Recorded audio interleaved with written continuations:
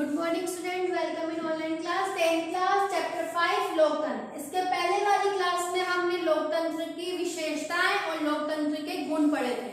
आज हम पढ़ेंगे लोकतंत्र के दोष और लोकतंत्र की सफलता के लिए जो आवश्यक परिस्थितियां हैं उनका वर्णन करेंगे। ठीक है, प्रथम है लोकतंत्र के दोष कि हर पक्ष के कुछ अच्छे गुण भी होते हैं और उसके दोष भी होते हैं। किसी भी कार्य को करते हैं तो हम उसमें पक्ष में भी देखते हैं और उसके विपक्ष में भी देखते हैं। तो इसके पहले हमने इसके लोकतंत्र के गुण पढ़े थे, आज हम पढ़ेंगे लोकतंत्र के दोष कि लोकतंत्र की व्यक्ति संबंधी धारणा भ्रमपूर्ण है। कि लोकतंत्र जो व्यक्ति संबंधी धारणा देता है वो भ्रमपूर्ण है, वो कोई मान्य नहीं है।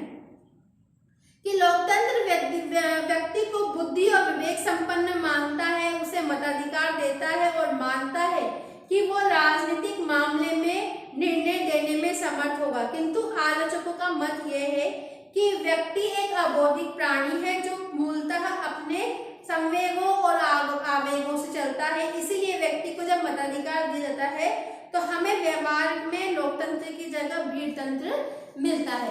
कि यहाँ जब हम लोगों को मताधिकार दिया गया है लेकिन उसका मत का सही मूल्य उसको नहीं चुका पाता।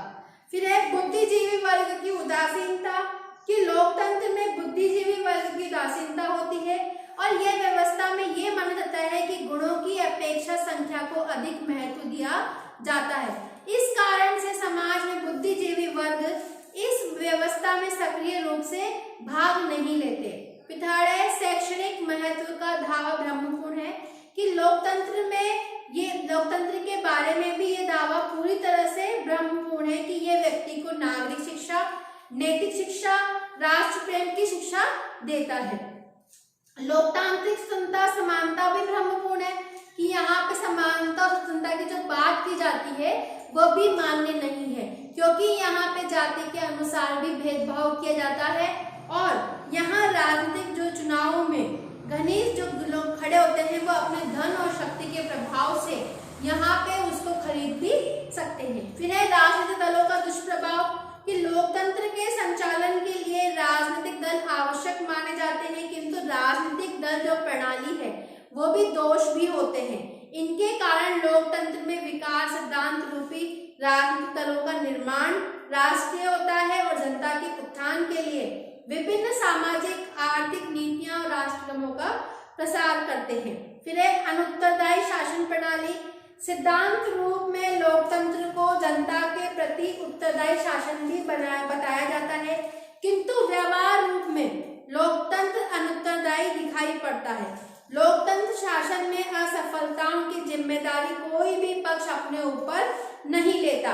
जब भी कोई बड़ी सफलता मिलती है तो सरकार विरोधी दल आंदोलन डालने की असफलता के लिए उत्तरदायी बताते हैं। कि वो अगर कोई सरकार सफल कार्य करने के लिए प्रयास करती है तो उसके विपक्ष वाले उसको नीचा गिराने के लिए हमेशा तत्पर रहते हैं। धन और समय की बर्बादी भी है कि यहाँ पे कोई पार्टी जब चुनाव जीतती आती है तो वो धन की इतनी अनावश्यक रूप से बर्बादी करते हैं, समय की बर्बादी करते हैं, जिससे जो पैसा कहीं काम आना चाहिए था किसी गरीबों के लिए वो पैसा वहां पे व्यर्थ बहाया जाता है। फिर है उदासीनता मतदाता कि यहाँ लोकतंत्र जनता का शासन कहलाता है, किंतु लोकतंत्र में होने वाले चुनावों में मतदाता पर्याप्त रुचि नहीं लेते और यहाँ पे जो मतदान होते हैं उसमें 50 से 60% मतदान ही होते हैं, क्योंकि जनता मतदान के लिए जागरूक नहीं होती। संकट काल की दृष्टि से कमजोर शासन है कि युद्ध और अन्य प्रकार के संकटों की स्थिति में लोकतंत्र कमजोर सिद्ध होता है, क्योंकि इसमें सत्ता विकेंद्रीकृत होती है और इस प्रणाली में शीघ्र और गुप्त निर्णय भी संभव नहीं होते। लोकतंत्र विश्व शांति का समर्थक नहीं है। साम्यवादी आलोचकों का मत है कि लोकतांत्रिक राज्य पूंजीवादी राज्य होते हैं और पूंजीवादी युद्ध और साम्राज्यवाद को भी जन्म देते हैं। अब अगला टॉपिक है कि लोकतंत्र की सफलता के लिए आवश्यक परिस्थितियां कौन सी है। कि पहली है कि शांति और व्यवस्था। कि यहाँ लोकतंत्र की सफलता के लिए जरूरी है कि देश में आंतरिक व्यवस्था सामान्य हो, युद्ध और बाहरी आक्रमण का भय नहीं हो। ऐसी स्थिति में सत्ता का विकेंद्रीकरण बना रहता है और व्यक्ति अपनी स्वतंत्रता को उपभोग करते हैं। किंतु जब देश में राजनीतिक स्थिरता और व्यवस्था को चुनौती देने वाले आंदोलन चलते हैं या बाहरी आक्रमण होता है तो सरकार राष्ट्र की अखंडता और सुरक्षा के लिए सत्ता को केंद्रीकरण करती है। फिर अगला टॉपिक है कि सुदृढ़ राष्ट्रीय अर्थव्यवस्था, कि लोकतंत्र की सफलता के लिए यह भी जरूरी है कि राष्ट्र की अर्थव्यवस्था पर्याप्त मजबूत हो, कि अगर देश की अर्थव्यवस्था ही गड़बड़ा जाएगी तो उस देश को उन्नति करने के लिए आगे नहीं ला सकते, कि अगर देश की अर्थव्यवस्था अच्छी है तो वो राष्ट्र भी उन्नति के अवसर पर आगे की तरफ बढ़ता है। फिर है आर्थिक समानता की स्थापना, कि लोकतंत्र के सफल संचालन के लिए केवल इतना ही जरूरी नहीं है कि राष्ट्रीय अर्थव्यवस्था शक्तिशाली हो, अभी तो यह भी जरूरी है कि राज्य में यथासंभव आर्थिक समानता हो और अमीरी और गरीबी के भेदभाव को दूर किया जाए। फिर है सामाजिक न्याय की स्थापना, कि लोकतंत्र की सफलता के लिए व्यक्तियों के बीच धर्म, जाति, नस्ल, रंग, रूप आधार पर भेदभाव नहीं किया जाए और सभी व्यक्ति कानून के सामने समान माने जाएं। फिर है शिक्षित व जागरूक जनता, कि लोकतंत्र की सफलता के लिए जनता का शिक्षित होना और जागरूक होना भी अति आवश्यक है, क्योंकि एक शिक्षित व्यक्ति ही सही और गलत की एक अच्छी पहचान वो कर सकता है कि कौन सी सरकार का गठन जो हमारे हित में किया गया है या फिर कौन सी सरकार जो हमने इसको चुना लेकिन वो हमारे लायक नहीं है। फिर है जनमत का निर्माण, कि लोकतंत्र की सफलता के लिए जनमत निर्माण के साधनों की स्वतंत्रता भी आवश्यक है। इसका अर्थ है कि प्रेस, साहित्य, रेडियो, सिनेमा, दूरदर्शन आदि पर सरकारी नियंत्रण नहीं होना चाहिए।